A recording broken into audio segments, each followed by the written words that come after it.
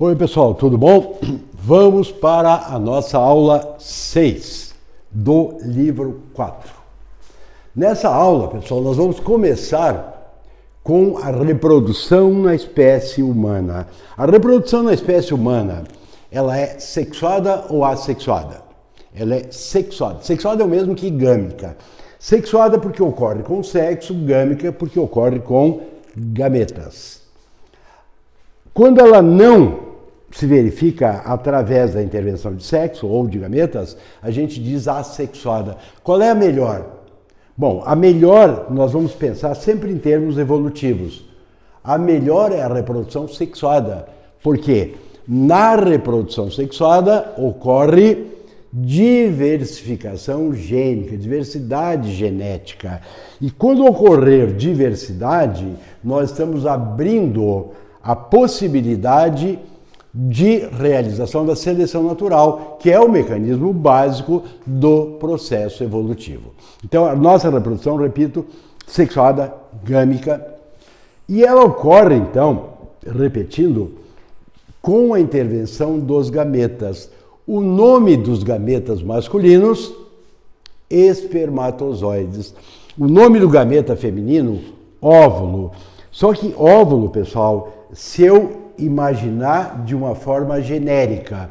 Se eu pensar, por exemplo, assim, vamos pegar alguns animais para comparar. Eu vou pegar um peixe,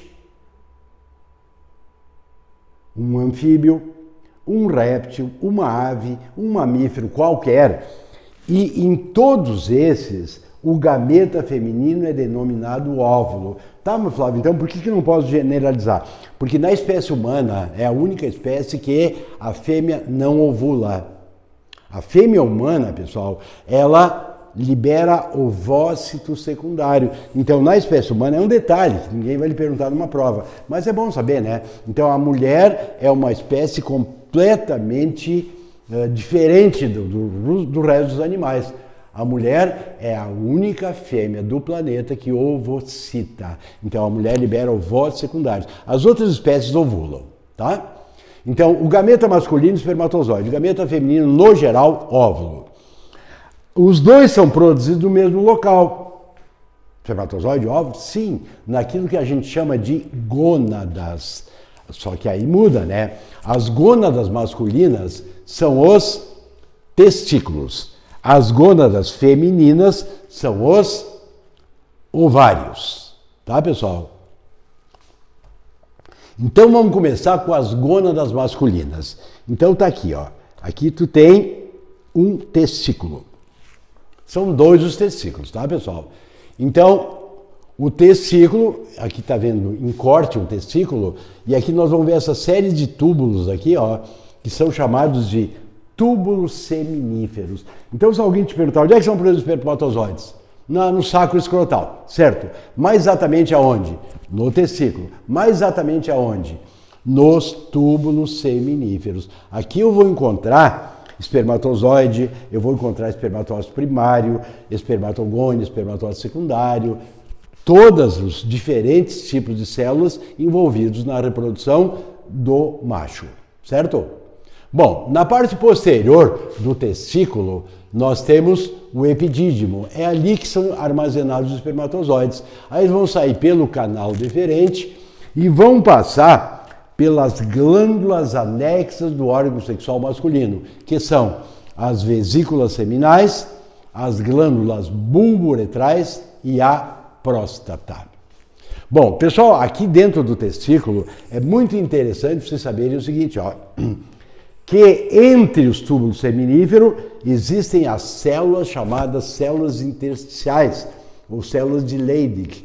Essas células são encarregadas de produzir o hormônio testosterona, que na aula passada nós vimos que é o hormônio encarregado da produção e maturação dos espermatozoides e também da produção do hormônio testosterona, que é o hormônio responsável pelo desenvolvimento dos caracteres sexuais secundários masculinos. Bom, antes de entrar no órgão sexual feminino, nós vamos dar uma olhadinha na produção dos gametas. Eu tirei isso aqui de um livro de um biólogo e médico chamado, de sobrenome Marcondes. Eu achei esse esquema aqui muito bom da gente trabalhar. Porque veja bem, ele coloca aqui à nossa esquerda a espermatogênese, à direita a ovulogênese ou ovogênese, ou tu ainda encontra sem o V ali, ó, oogênese. Todas as formas são aceitas. Então, para cá é o que ocorre nos testículos, para lá é o que acontece nos ovários. Então, o começo é meio parecido. Ó. A espermatogênese começa numa célula diploide. A ovulogênese ou ovogênese também começa numa célula diploide. Só que os nomes são diferentes. Ó. Na espermatogênese começa com uma célula chamada espermatogônia. Na ovulogênese começa numa célula chamada ovogônia. Tanto a espermatogônia quanto a ovogônia fazem mitoses contínuas. E a isso nós chamamos fase de multiplicação, fase de proliferação. Pá, Flávio, olhando aqui, me parece que a célula primordial formou agônia, aqui espermatogônia, aqui ovogônia, me parece que os dois fenômenos são iguais. De fato, eles são parecidíssimos, mas não iguais. A diferença é muito importante. Qual é a diferença, Flávio? A diferença é até quando ocorre a multiplicação no homem, até quando ocorre a multiplicação na mulher. Bom, então vamos analisar cada um dos dois. O homem, até que idade um homem multiplica? Teoricamente, pessoal, o homem multiplica a vida inteira, porque sempre a mitose vai ocorrendo e cada célula vai formando duas, que essas duas vão formar, cada uma delas outras duas, que cada uma dessas duas formará outras duas e assim sucessivamente. Acontece que a mulher, pessoal, havia uma divisão dos biólogos até um tempo atrás. Alguns diziam a multiplicação no homem, na mulher, vai até os 2 anos de idade.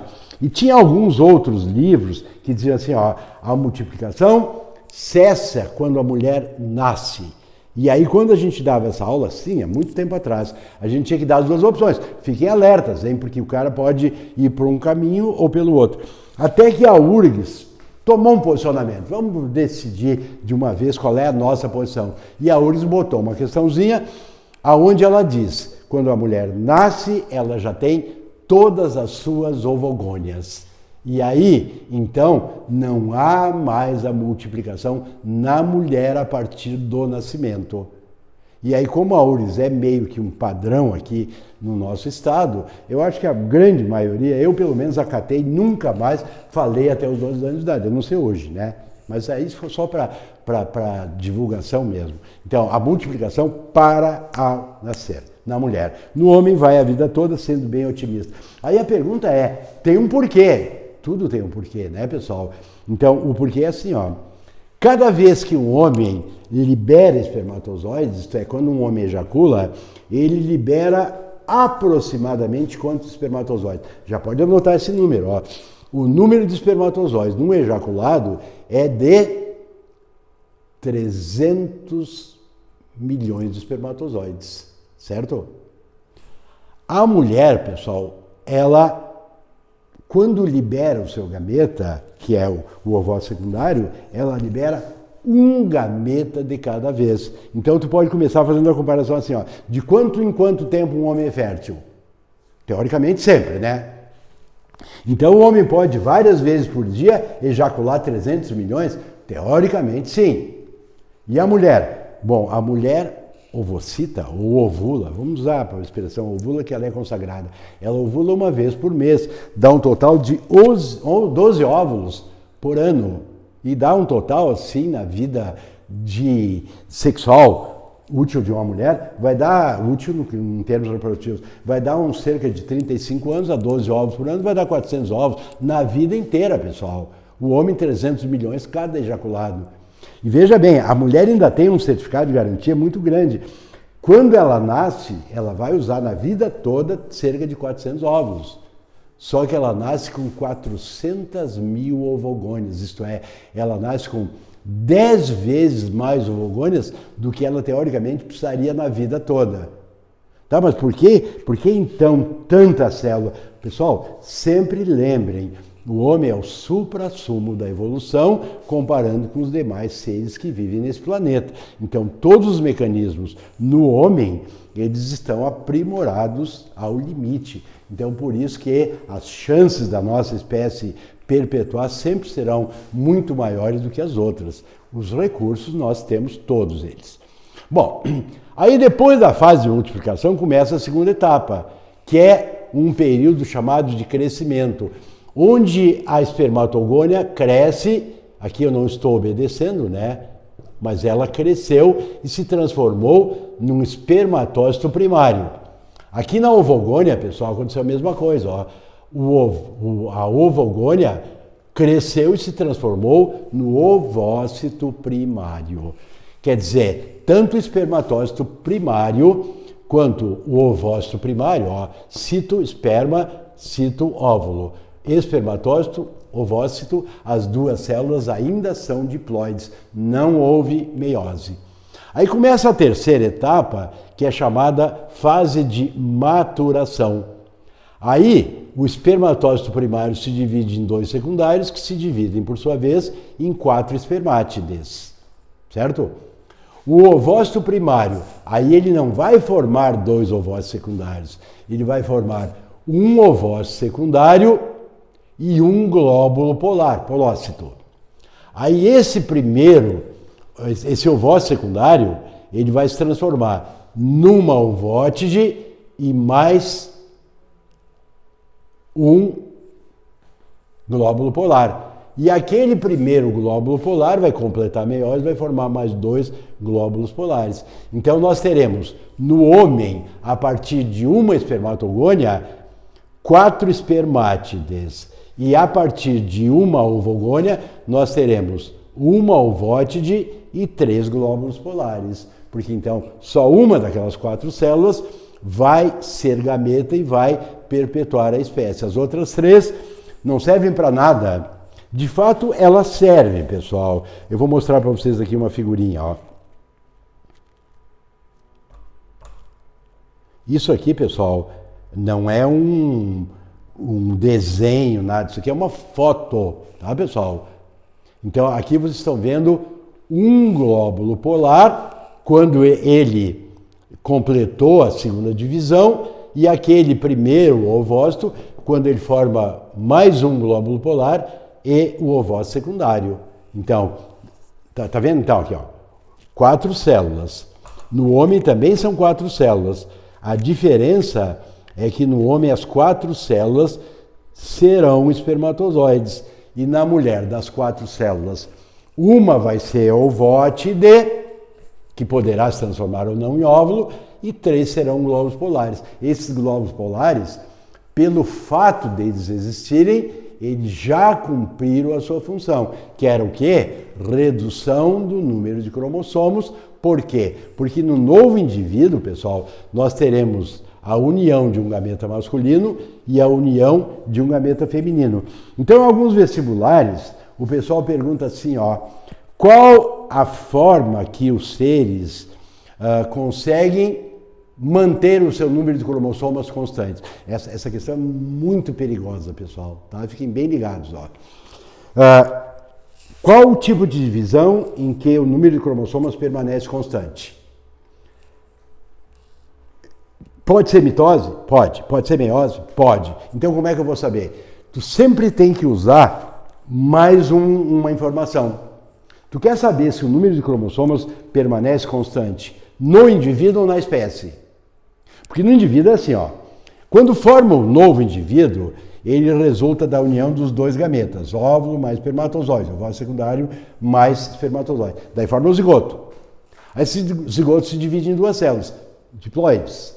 Essas 2 se dividem em 4, diploides. Então, o número de cromossomas continua constante através de mitoses. Só que isso é no indivíduo. Quando esse indivíduo está apto à reprodução, ele vai formar os seus gametas. Só que como o gameta masculino e o gameta feminino vão se juntar, Se não houvesse a redução na formação do espermatozoide e do ovócito secundário, o número de cromossomos dobraria de geração em geração. Aliás, essa já foi uma questão da URGS. A questão era bem assim, ó. Se organismos de reprodução sexuada deixassem de realizar a meiose, o que aconteceria com o tempo? Aí o gabarito, assim, era chocante na primeira alternativa A, diz assim, o número de cromossomos dobraria de geração em geração. Aí o cara diz, mas isso é uma bobagem. Não, isso é a resposta, é o gabarito. Se não ocorrer a meiose, se não ocorresse a meiose, o número de cromossomos dobraria de geração em geração, porque não teria ocorrido a redução do número de cromossomos. Tá? Então, para manter o número de cromossomos constantes no indivíduo, nós usamos a mitose. Para manter o número de cromossomos constante na espécie, nós usamos a meiose. Então, nós reduzimos o número de cromossomos do espermatozoide e do ovócito secundário, porque para formar o nosso novo indivíduo, nós teremos a união desses dois gametas. Então, para que o número não dobre de uma geração a outra, eu tenho que fazer a redução do número de cromossomos à metade. Bom, então uma questãozinha para vocês treinarem depois é assim, ó. Eu vou fazer bem ligeiro e depois vocês dão uma pausinha aí e analisem para ver se ficou 100% claro, né? É uma questãozinha de prova que diz assim, ó. 600 espermatozoides, 600 óvulos e 600 glóbulos polares têm sua origem em quantos? Espermatózoide primário, ovócito primário e ovócito primário. Vamos bem devagarinho, ó. Então, eu escolhi, esse número eu escolhi casualmente, porque eu quero dividir por 4, dividir por 13 e manter o mesmo número. Então, olha aqui, ó. 600 espermatozoides teriam sido originados de quantos espermatócitos primários ou de quantas espermatogônias? Tu pega os 600 e divide por 4. Resposta, 150. 600 óvulos teriam sua origem em quantas ovogônias? Em 600, porque cada ovogônia forma um óvulo. E 600 glóbulos polares teriam sua origem em quantos ovogônias, quantos ovócitos primários? Em 200, porque aí tu vai pegar aqueles 600 óvulos, vai dividir por 3, porque de uma célula tu origina 3 glóbulos polares e um óvulo. Aqui de uma célula tu origina 4 espermatozoides. Tá? Se não entendeu, depois me manda o WhatsApp que eu explico melhor, mas eu acho que aqui está bem claro, né? Então, quando perguntar espermatozoide, quiser saber espermatogônia, divide 4. Quando der óvulo, quiser saber ovogônia, é o mesmo número.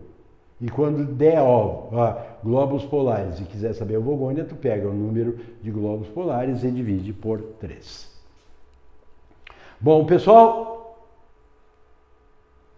vocês viram no livro de citologia o que eu vou explicar agora. Deixa eu voltar ali uma coisa. Ó. Dentro da espermatogênese, nós temos assim, ó, fase de multiplicação, proliferação, fase de crescimento e fase de maturação. Só que no homem existe uma etapa que não tem na mulher, que é chamada de espermiogênese, que é quando uma célula esférica, chamada espermátide, ela sofre transformações morfofisiológicas e acaba se transformando em espermatozoides. Então, aí eu botei isso aqui com mais detalhes, ó, para vocês acompanharem bem, ó. Então, aqui eu tenho a espermátide. Ela é esférica. Aqui ela está querendo se transformar no espermatozoide. Então observem que o centríolo vai formar isso aqui, ó. Aqui está dito como flagelo. Existem universidades que falam que a cauda do espermatozoide é o flagelo. E tem gente que diz que o flagelo do espermatozoide é uma cauda. O autor desse livro aqui, ele coloca aqui como cauda e aqui, quando ela começa a desenvolver, como flagelo. Tá? Em provas de vestibular, nesses últimos 50 anos, eu vi uma única vez a expressão flagelo aqui, ó. Tá? Nos demais, todo mundo fala em cauda. Casualmente, a única universidade que usou flagelo é a Unisc, que agora não faz mais vestibular, né? Usou o Enem. Bom, agora observem ali, ó. Aqui eu tenho o Golgi, certo? O que o Golgi vai fazer? O Golgi vai formar o acrosoma, certo? Então, atenção agora, ó. Os centríolos vão dar origem à cauda, o Golgi vai formar o acrosoma, e nesse acrosoma nós vamos encontrar uma enzima chamada hialuronidase. É outra explicação do porquê um homem, quando ejacula 300 milhões de espermatozoides. Quando um só resolveria o problema? Não, um só não resolveria. Daqui a pouquinho eu vou explicar. Não, vou explicar agora. Quando o óvulo é produzido, ele é produzido no ovário. Aí ele é lançado nas trompas. E aí das trompas ele vai até o útero. Só que ele não vai. Ele é levado por movimentos de cílios e movimentos da trompa. Então a viagem ela é muito árdua, muito difícil para o ovócito secundário, para o óvulo. Por isso que a natureza dota-o de uma camada de células envolvendo, chamada corona radiata, se for em latim, ou então coroa radiada. Essa coroa radiada, ela é formada de uma substância bem pegajosa chamada ácido hialurônico. Então, quando os espermatozoides chegam no óvulo, os primeiros que chegam, eles não têm nenhuma chance de fecundar esse óvulo, porque tem aquela coroa radiada, aquele ácido hialurônico todo protegendo essa célula. Então, o que acontece? Os primeiros espermatozoides, eles se atiram na coroa radiada e arrebentam a sua cabeça para liberar uma enzima. O nome dessa enzima é hialuronidase. A hialuronidase começa a descamar. Cada espermatozoide lança um pouquinho de hialuronidase e eles vão escavando ali naquela coroa radiada. Para que aqueles espermatozoides vêm lá atrás, aqueles que nem achavam que tinha alguma chance, sabe? Aqueles que vêm lá, quem sabe, numa segunda opção, num rebanejo, aqueles não teriam nenhuma chance, aqueles acabam tendo uma chance maior, porque os primeiros todos se arrebentaram para abrir esse buraco na coroa radiada, que, repito, é de ácido hialurônico. Então, o espermatozoide, aqui no acrosoma, ele vai ter uma grande quantidade da enzima hialuronidase. Qual a finalidade dessa enzima? É desnudar a coroa radiada para que os espermatozoides que vêm lá atrás, algum deles tenha mais chance de fecundar o óvulo. Então aqui vocês estão vendo cada etapa da espermiogênese. Quando nós partimos da espermátide, aí ela vai se transformando até que chega ao espermatozoide. Desculpa não, vou insistir aqui, ó. Então, para formar o acrosoma, é usado o Golgi. Para formar a cauda, é usado o centríolo.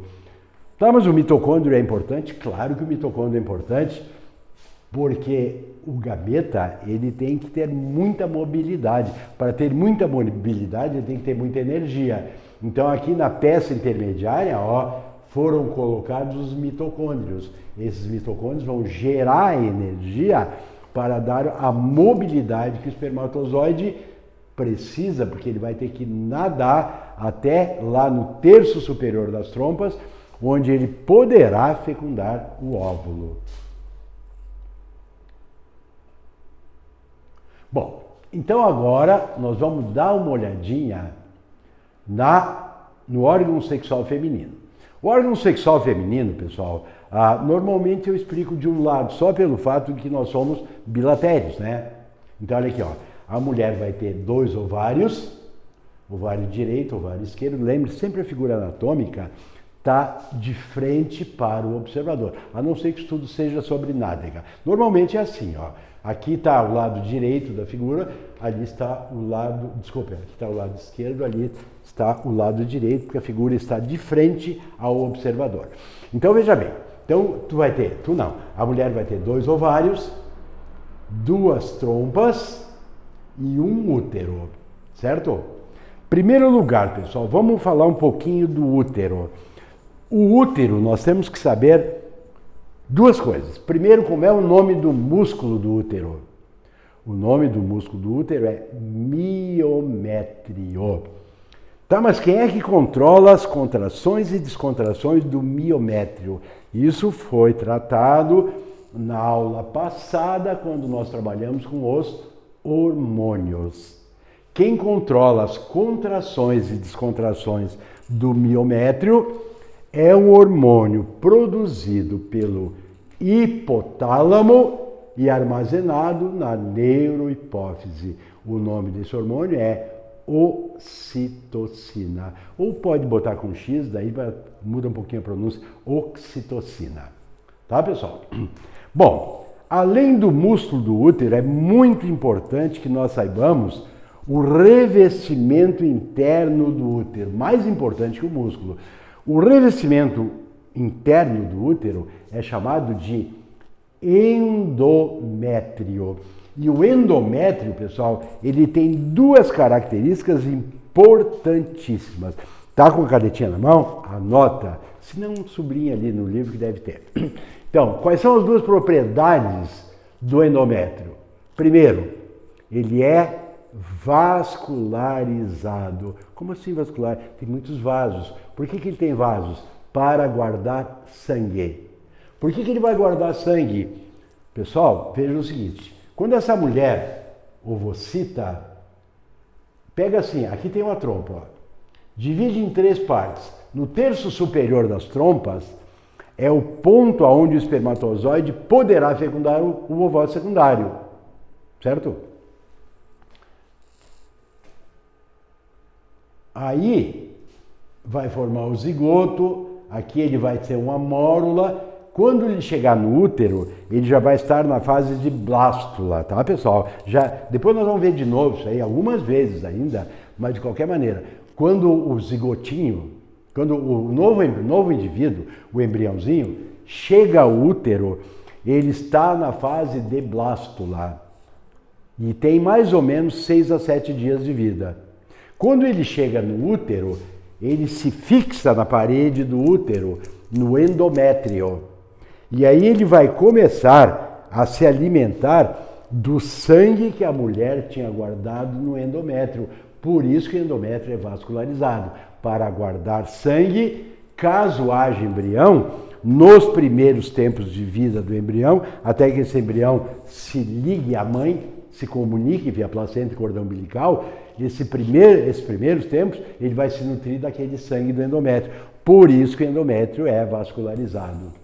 Agora imaginem o seguinte, quando nós chegarmos no 28º dia do ciclo menstrual, esse óvulo que a mulher liberou, esse ovócito secundário, ele foi ou não fecundado? Eu não estou perguntando, estou afirmando. Ele foi ou não fecundado? Caso ele tenha sido fecundado, ele já é um novo ser vivo, já vai se alimentar daquele sangue que a mulher tinha guardado no endométrio. Agora, se não houver um embrião, a mulher vai guardar esse sangue para o mês que vem? Não. Ela vai eliminar esse sangue na forma de menstruação. Tá, mas aí ela vai eliminar esse sangue todo de uma vez? Não. Ela vai descamando o seu endométrio. Como descamando? Ela vai liberando camadas e camadas de endométrio. Por isso que a gente diz que ele apresenta várias camadas. A expressão assim, fugiu a palavra, daqui a pouquinho eu já me lembro, já digo. Então, o endométrio, ele sempre veio a palavra, ele é estratificado, ele tem vários estratos, várias camadas, para que não haja a perda brusca de todo aquele sangue de uma hora para outra. Tá? Então, as duas propriedades do endométrio, repetindo, ele é vascularizado para guardar sangue para o embrião, até que esse embrião se ligue à mãe via placenta e cordão umbilical, e ele é estratificado para que a perda de sangue não seja algo muito abrupto, né? Muito que não acabe criando problema para essa mulher. Muito bem. Então, aqui estão as partes: 2 ovários, 2 trompas. A fecundação ocorre no terço superior das trompas, e aí o embrião chega à fase mórula, depois ele chega à fase de blástula, e quando ele chega na fase de blástula, ele vai se nidar. Então, até aí, repito, passaram-se 6 a 7 dias desde que a mulher liberou o ovócito. Mas que dia ela vai liberar o ovócito? Bom, imaginem assim, ó. Vamos pegar um ciclo de 30 dias. Como é que a gente conta isso aí, Flávio? A gente conta assim, ó. Primeiro dia da menstruação, primeiro dia do ciclo menstrual. Então ela vai ficar do primeiro ao sexto dia, ao sétimo dia, ela vai ficar descamando o endométrio e vai eliminando aquele sangue. Certo? Quando nós chegarmos lá, no sétimo, oitavo dia, aí ela já começa a formar um novo folículo, porque aquele folículo aquele ovócito que ela liberou não foi fecundado. Se houve menstruação é porque não tem embriãozinho lá. Aí ela vai começar todo o trabalho. Como será esse trabalho? Bom, então aqui, ó, eu falei na aula passada isso aí também, porque isso é muito, muito, muito, muito importante, pessoal. Então, imaginem assim, ó. Canetinha na mão. Eu vou fazer de conta que eu estou representando um ovário. A mulher tem 2 ovários. Então ela tem ovário direito, tem ovário esquerdo. Vai acontecer nesse mês no ovário direito, no mês que vem no ovário esquerdo, depois do direito, depois do esquerdo. Mas então eu vou estudar num dos ovários. Então, o grupamento de células que envolvem o ovário internamente é chamado de epitélio germinativo, certo? Esse epitélio germinativo, ele é influenciado por um hormônio. Agora eu vou falar mais devagarinho, porque esse feedback aí é o mais importante que existe nos vestibulares. A mulher vai produzir na hipófise um hormônio chamado FSH, Follicle Stimulant Hormone, traduzindo, hormônio estimulante do folículo. Tá, mas onde é que está o folículo ali? Não tá. Aí que é o detalhe. O folículo não existe ainda. Então, quando o FSH é produzido lá na hipófise, e ele é lançado no sangue da mulher, então olha aqui, ó, o FSH quer dizer hormônio estimulante do folículo, hormônio folículo estimulante.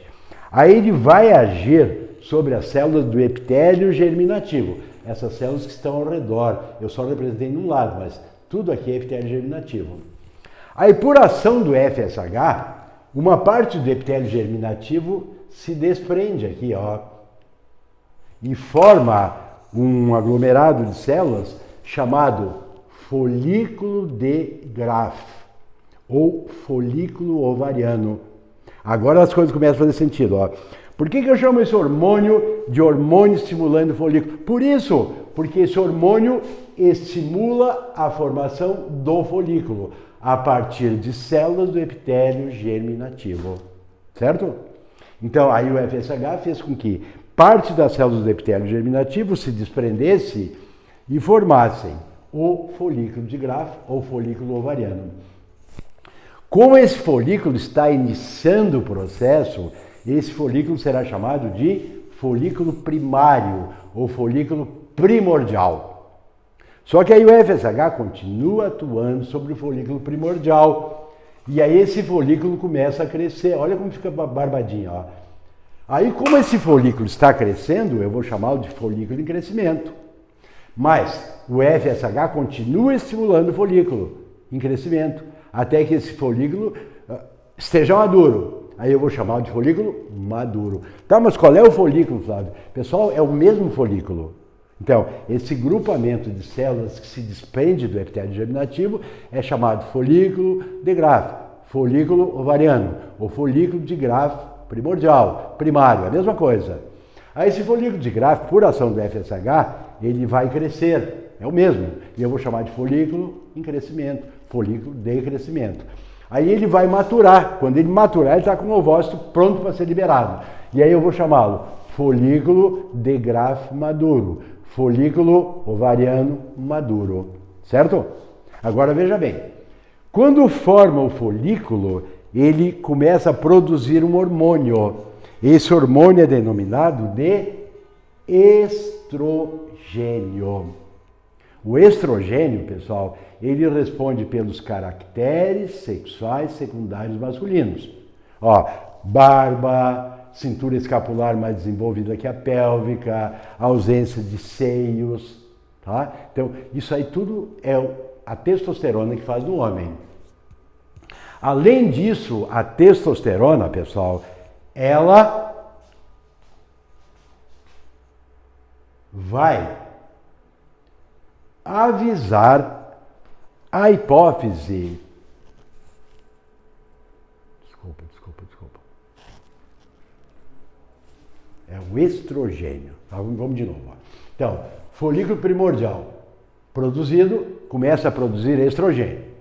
O estrogênio vai ser lançado na corrente circulatória. Aí o folículo primordial se transforma em folículo de crescimento e depois folículo maduro. E sempre liberando estrogênio. Agora sim. O estrogênio, pessoal, ele inibe a produção de FSH no ovário da mulher. E aí essa mulher, no lugar do FSH, ela passa a produzir LH, certo? Enquanto isso, esse estrogênio respondeu pelos caracteres sexuais secundários da mulher, a testosterona no homem. Além disso, pessoal, esse estrogênio, além de fazer o feedback e controlar os caracteres sexuais secundários, ele também é o responsável por preparar o endométrio. Ele vai preparar o útero para receber um possível embrião. Como é que ele vai preparar o útero? Ele vai acumular sangue para que, se houver embrião, quando esse embrião chegar ali nas trompas, ele tem uma fonte de alimentação. Ele tem aquele sangue que foi guardado para quando da sua chegada. Muito bem. Bom, agora esse folículo aqui, aqui ele era primordial, depois era em crescimento, e agora ele está maduro. Isso aqui, pessoal, ocorre mais ou menos no 14º dia do ciclo menstrual. Quando o folículo está maduro, ele começa a pressionar as paredes do ovário. No momento em que ele pressiona as paredes do ovário, ele rompe as paredes do ovário e o ovócito é liberado. E a isso nós chamamos, erradamente, mas a gente chama de ovulação. Então a ovulação ocorre mais ou menos no 14º dia do ciclo. Imagina que a mulher começou dia 1º de janeiro, no ciclo menstrual. Dia 14 de janeiro, dia 15 de janeiro, dia 16, dia 13, dia 12. No meio do ciclo, 1 ou 2 ou 3 dias antes, 1 ou 2 ou 3 dias depois. Mas exatamente quando? Exatamente a gente não sabe, tá? Então, aliás, a gente fica sabendo depois, mas antes não tem como saber, certo? E aí, mas se a mulher então não quiser engravidar, aí ela vai ter que evitar, se ela for evitar o filho através de não realização do sexo, ela vai ter, dependendo do ciclo, né?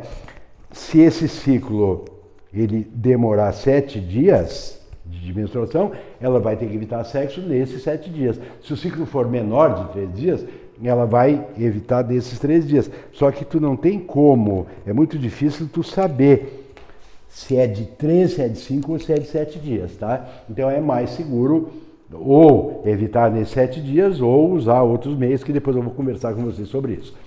Bom, pessoal, então veja o seguinte, chegamos no 14º dia, a mulher ovulou. Na verdade seria ovocitou.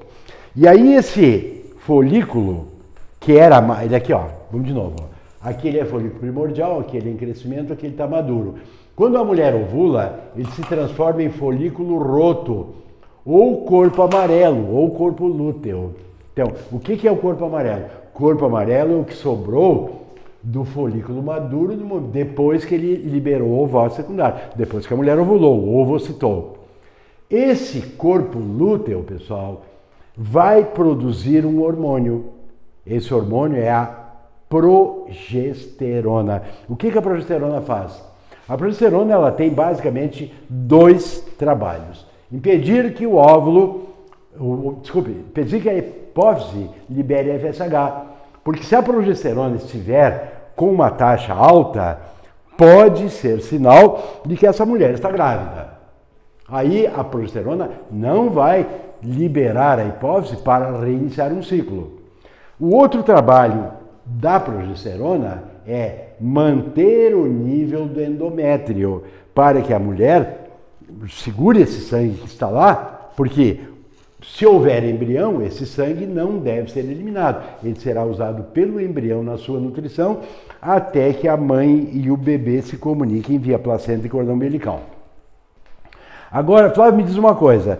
Se aquele óvulo ou ovócito secundário que a mulher liberou não for fecundado, bom, se o óvulo não for fecundado, o corpo amarelo, pessoal, o corpo lúteo, que veio lá do folículo roto, ele vai se tornar fibroso e vai se transformar em corpo albino, corpus albicans.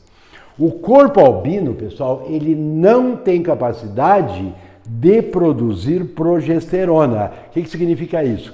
Que a progesterona começa a baixar. À medida que a progesterona vai baixando, duas coisas vão acontecer. Primeira, a baixa de progesterona é um aviso para a hipófise de que o ovócito secundário do mês passado não foi fecundado. Então ela vai reiniciar o ciclo menstrual com a formação de um novo ovócito, porque o mês que vem a mulher vai criar de novo a possibilidade de perpetuação da espécie. O outro trabalho que a progesterona vai evitar, no momento que a progesterona baixar, isso aí vai ser um aviso lá para o útero que o óvulo do mês passado não foi fecundado. Por isso, aquele sangue que está lá guardado no endométrio, ele não será necessário. Então a mulher pode começar a descamar o seu endométrio e ela vai eliminar aquele sangue que está lá guardado. Pessoal, essa figura aqui, ó, as minhas figuras elas são de vários livros, né? Essa aqui é de um ovócito, no momento que a mulher ovulou, que é feita por esse livro raríssimo, hoje tu não encontra em lugar nenhum. Em livraria, em internet, tu não acha esse livro de jeito nenhum. Ele é bem antigo e ele foi feito por um médico e um fotógrafo, com um equipamento assim fabuloso. E o médico, quando ocorria a morte cerebral de um paciente, ele chamava o fotógrafo, e daí o fotógrafo podia tirar as suas fotos. Então, todas as fotos que tem nesse livro, são várias fotos, ela é retirada com um organismo que a frações, ou a segundos, ou a minutos, ele perdeu a vida. Então, isso aqui é quase uma forma de vida.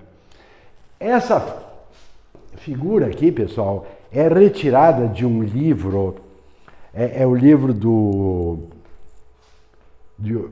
são 4 autores norte-americanos e que esse livro gerou uma coleção de 3 volumes. São 3 volumes mais ou menos dessa espessura, grandes assim, ó. Mas isso aí vários livros são assim, só que esse livro não tem nenhum teste, é tudo texto. E é o livro que a URGS usa para os seus vestibulares. Então é um livro assim, ó, confiável ao extremo. Bom, a ideia era essa, né, pessoal? Que esse livro fosse 100% confiável. Só que ele tem algum probleminha aqui, ó. Quer ver, ó? Os ovócitos primários estão desde o nascimento. Quer dizer, a mulher não multiplica mais quando ela nasce. Uma vez por mês, os ovócitos primários começam a maturar. Aí o ovócito primário formam o folículo. Aí o ovócito é liberado pelas células do folículo, tá? Após uma semana, bom, aqui que vem o problema, ó. As células foliculares remanescentes formam o corpo lúteo. O corpo lúteo produz progesterona e estrogênio. Pessoal, O corpo lúteo, o corpo amarelo, ele produz progesterona. O folículo primordial, o folículo primário, o folículo maduro produzem estrogênio. Eu não quis abrir mão dessa figura porque eu acho que o cara foi muito feliz na figura só que aí ele errou aqui, né? Mas é um errinho assim, tão bobo que eu desconsiderei e coloquei no material de vocês a figura, porque eu acho que é melhor, que para o meu gosto é melhor sobre esse assunto, tá? Então tá aqui, ó, o folículo primordial, aí o folículo em crescimento, folículo maduro, aqui ele está ocorrendo o quê? Ó? Aqui está ocorrendo a ruptura das paredes do ovário e aqui ele... Tá, mas pera um pouquinho, Flávio. Então, o ovário da mulher se rompe uma vez por mês? Sim, uma vez por mês a mulher arrebenta a parede do seu ovário e libera um ovócito secundário. A não ser que esse ovócito secundário seja fecundado, dela vai ficar 9 meses, 10 meses sem romper mais no seu ovário. Porque, fora isso, sempre ela vai romper aquele... Bom, pessoal, agora eu vou sugerir uma coisa para vocês. Ó. O feedback hormonal, ele é feito entre hipófise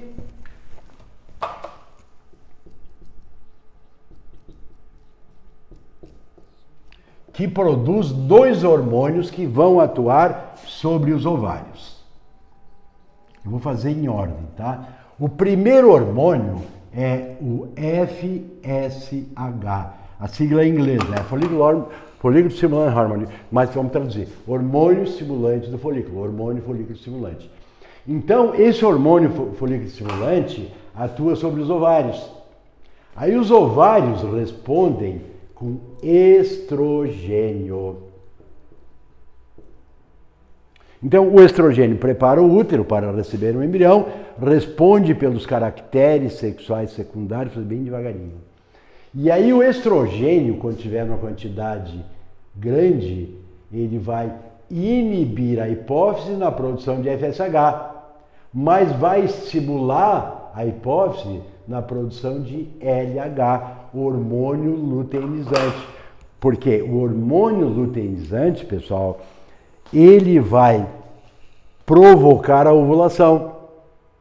E aí esse folículo, aqui ele é folículo primário, folículo primordial, aqui ele é folículo de crescimento, aqui ele é folículo maduro, aqui ele é roto e aqui ele vira corpo amarelo, corpo lúteo. Por isso que esse hormônio será chamado de hormônio luteinizante. Aí o hormônio luteinizante vai atuar sobre os ovários.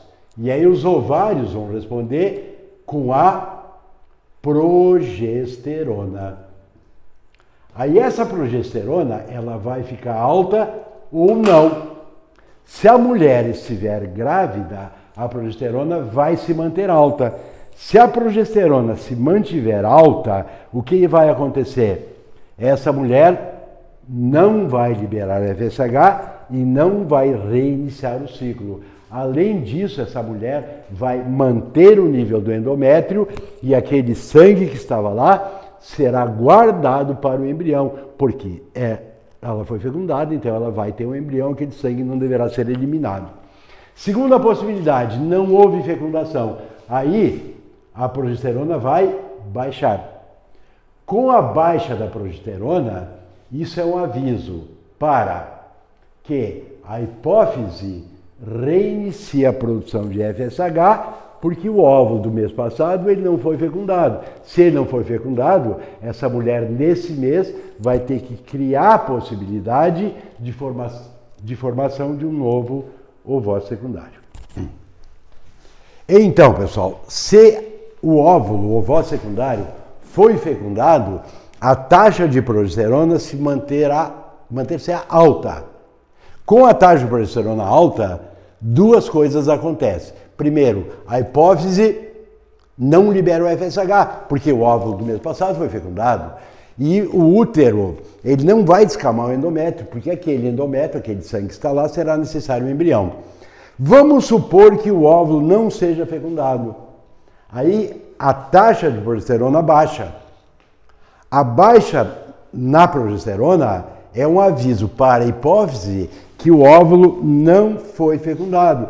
Então essa mulher vai ter que reiniciar o ciclo produzindo novamente FSH. E aí o FSH vai estimular o ovário, que vai liberar estrogênio, que vai inibir a hipófise na produção de FSH e vai estimular a produção de LH. O LH vai atuar sobre os ovários e aí impedindo a produção de estrogênio e liberando a produção de progesterona. Aí a progesterona estará em taxa maior ou menor conforme tenha havido ou não a fecundação. Então eu até faria assim, ó pessoal, ó. Imagine assim, aqui eu vou pegar hipófise, aqui o ovário. Então, hipófise começa a produzir FSH. À medida que o FSH está subindo numa taxa alta, está subindo, né, uma taxa alta, aí o ovário responde com estrogênio. O estrogênio sobe, o FSH baixa. Aí começa a ser produzido o LH. O LH sobe, o estrogênio baixa. Aí o ovário começa a responder com progesterona. A progesterona sobe, o LH desce. E a progesterona chega lá no alto. Aí quando a progesterona estiver no alto, se houver fecundação, ela se mantém, a mulher não libera FSH. Tá? E daí não reinicia o ciclo. Por quê? Porque ela está grávida. Caso o óvulo não tenha sido fecundado, a progesterona tende a baixar. Se a progesterona baixar, isso é um aviso para que a hipófise produza novamente FSH para reiniciar o ciclo. E é um aviso lá para o útero de que aquele sangue que a mulher guardou poderá ser eliminado, já que não há bebê, não houve fecundação. Muito bem, já que eu falei em fecundação, nós vamos ver agora o seguinte, ó. A fecundação é dividida em fenômenos externos e fenômenos internos. Fenômenos externos, eles começam com o deslocamento. A partir do momento que os espermatozoides são colocados no órgão sexual feminino, nas trompas, eles começam a migrar em direção ao terço superior das trompas, aonde o plano deles é encontrar o ovário secundário. Só que o espermatozoide, ele é atraído pelo óvulo através de substâncias chamadas de gamonas. Este é o segundo fenômeno externo da fecundação. Então, o espermatozoide tem a androgamona, o óvulo tem as gimnogamonas. Ambas se atraem e são atraídas uma pela outra. Como o óvulo tem um volume muito maior e é uma célula imóvel, e o espermatozoide é uma célula pequena e ágil e bem alimentada e com flagelinho e natante, ele quem vai se deslocar até o óvulo. Aí os espermatozoides, eles se concentram mais numa região, aonde haja mais androgamona. E aí eles começam a se atirar e quebrar a cabeça onde está a enzima hialuronidase. E aí eles lançam a hialuronidase na coroa radiada. E a coroa radiada vai abrindo aquelas camadas de ácido hialurônico para que um dos espermatozoides consiga penetrar. Aí o espermatozoide penetra, e no momento que o espermatozoide penetra, ele dá um giro de 180 graus e começa a receber líquidos e começa a caminhar para o centro. Quando ele chegar no centro do óvulo, que na verdade não é um ovário secundário, quando ele chegar no centro do óvulo, o pronúcleo masculino e o pronúcleo feminino se juntam. Cada cromossoma de origem paterna encontra o seu homólogo de origem materna, e esses cromossomos pareiam. A esse pareamento de cromossomos nós chamamos de cariogamia ou anfimixia. E a partir do momento que ocorre a cariogamia e os dois núcleos parearam seus cromossomos, a célula resultante passa a ser chamada de célula ovo ou zigoto. No momento em que se forma a célula ovo ou zigoto, já começa o desenvolvimento embrionário do indivíduo. Esse desenvolvimento embrionário do indivíduo, ele será dado na parte 2 desse material aqui. Porque agora eu vou interromper um pouquinho e não vou entrar na embriologia agora, porque eu separei um conteúdo que é muito frequente em vestibulares e muito pouco trabalhado em colégios e não muito em cursinhos, tá, pessoal? É o que nós chamamos de tipos particulares de reprodução. Canetinha na mão. Partenos quer dizer virgem. Gênesis, geração. Então, partenogênese é desenvolvimento de um indivíduo a partir de óvulos virgens, a partir de óvulos não fecundados. Só para recapitular com vocês, existe na botânica um fenômeno parecido que é denominado de partenocarpia. São aqueles frutos que não têm sementes.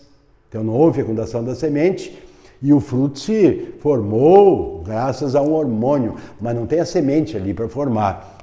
Já falei isso aí, banana, laranja do céu, laranja de umbigo. E agora também eu falei para vocês que a Embrapa produziu melancia sem semente, produziu tomate sem semente.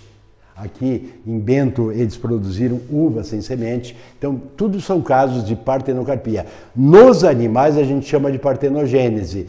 O caso mais notável, e que portanto poderia aparecer numa prova, é o caso do zangão.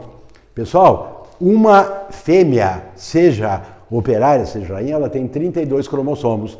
Na hora que ela forma os gametas, ela faz meiose, então ela forma óvulos de 16 cromossomos. O detalhe é que o zangão ele já é haploide, ele já tem 16 cromossomos. Aí então ele faz os seus gametos por mitose. Se o óvulo que a fêmea libera encontrar um espermatozoide, eles vão se fundir e vão formar um indivíduo com 32 cromossomos. Aí será obrigatoriamente uma fêmea. Poderá ser uma operária ou poderá ser uma rainha. Tudo vai depender do nutriente que esse zigoto vai receber. Só que aí a fêmea, a rainha, ela libera alguns óvulos que não serão fecundados. De propósito, porque esses óvulos que não forem fecundados vão formar machos. Porque o zangão sempre ele é haploide, então ele só tem a bagagem que veio da sua mãe. Então o zangão não tem pai. É o mesmo com carrapato não tem pai, pulgão não tem pai, tá pessoal? Por quê? Porque eles se originam a partir de óvulos partenogenéticos, óvulos virgens. Segundo tipo particular de reprodução, é muito importante também, é a metagênese. Meta é além. Então, gênesis além. Como assim? É uma geração assexuada, seguida de uma sexuada, seguida de uma assexuada, seguida de uma sexuada. Vai alternando uma fase sexuada e uma sexuada. Isso aí nos animais é comum nos quinidários, que a fase assexuada é o pólipo. Aí o pólipo origina a medusa. As medusas reproduzem sexuadamente e formam novos pólipos. Agora atenção, pessoal, nos vegetais, todos têm metagênese. Só que nos vegetais, a fase sexuada é chamada gametófito. A fase assexuada é o esporófito. Quem dura mais é a questão de prova. Ó. Nas briófitas, a fase mais duradoura é a fase de gametófito, a fase em que a planta é haploide. Nas pteridófitas, gimnospermas e angiospermas, tanto mono quanto dicotiledônia, a fase mais duradoura é o esporófito, aquela fase em que a planta é diploide. Isso eu vou dar melhor na revisão quando eu der a botânica, tá, pessoal? Que a botânica nós vamos ter que levar ela bem sabidinha, que poderá fazer a grande diferença. Pessoal, pedogênese. Paidos quer dizer criança, gênese geração. Então, geração a partir de um indivíduo, como é um indivíduo criança? Indivíduo na fase larval. Aqui, pessoal, tem dois indivíduos muito importantes. Há uns anos atrás caiu no Enem isso aí, ó. É o caso desse ser aqui, pessoal, ó. Isso aqui, ó, é a doença é a verminose de maior incidência no Brasil. É a barriga d'água, esquistossomose. O hospedeiro intermediário na esquistossomose é o caramujo.